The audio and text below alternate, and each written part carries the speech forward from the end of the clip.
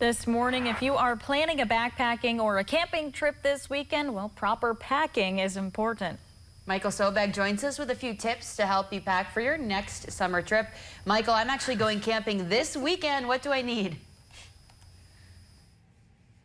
Well, Tia, there's a few things to keep in mind, and there's very different types of camping. Maybe you're going with a camper, or you're going to have a tent and you're going to be at a campsite, or you're doing something a little more intense and you're backpacking. Now, I prefer to backpack. That's my go-to form of camping, but I've done all forms of camping, from campers to campsites to even just bushwhacking through the NCT, and we'll get there in a minute. Now, some of the things you're going to want to be aware of. This is all of my gear that is my go-to when I do any major backpacking. And something to keep in mind is here in the UP, in the summer, we're experiencing a lot of different ranges of weather. So having different kinds of rain gear is important. Rain pants to cover your hiking pants, making sure you have waterproof or water-resistant boots, and a good rain jacket. Now, something also important if you're on the east side of the UP is having gaiters. It can get kind of swampy, mucky, murky, especially whenever it's wet. Having gaiters to help keep your boots extra dry is also important.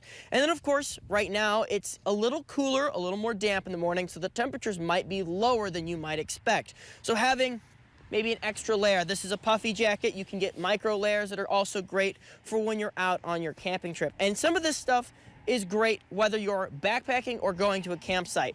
Having extra layers of clothes that in case you get your clothes do get wet, you can stay dry. Now, next thing, treat all of your clothes before you go out. Here in the Upper Peninsula, lots of insects. We have mosquitoes, flies, and ticks to worry about.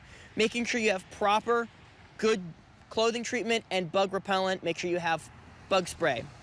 And of course, moving into some of the bigger things, when it comes to packing, you want to make sure that your bag is big enough to carry everything. Things like your tent is going to be a very big one. Food is a big one. Depending on how long you are, having a proper scent bag with enough space to fill your food for the length of your trip. These two items will take up the most amount of space along with your sleeping bag. Now, I don't have my sleeping bag packed up. I have it stored away right now.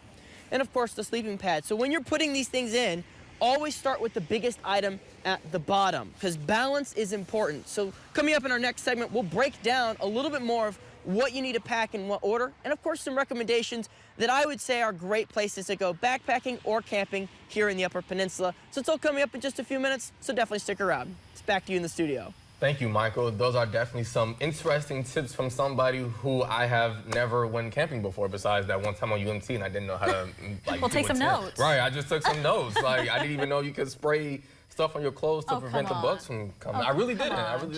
Michael, that was amazing. Thank you so much. But Jennifer, if I say, for example, Michael inspired me to go camping tomorrow, seems like a good day to go do so. Today, tomorrow, great days. This weekend, though, at least part of this weekend, not so much. It'll be wet. We're talking about some washout conditions with our next system coming up.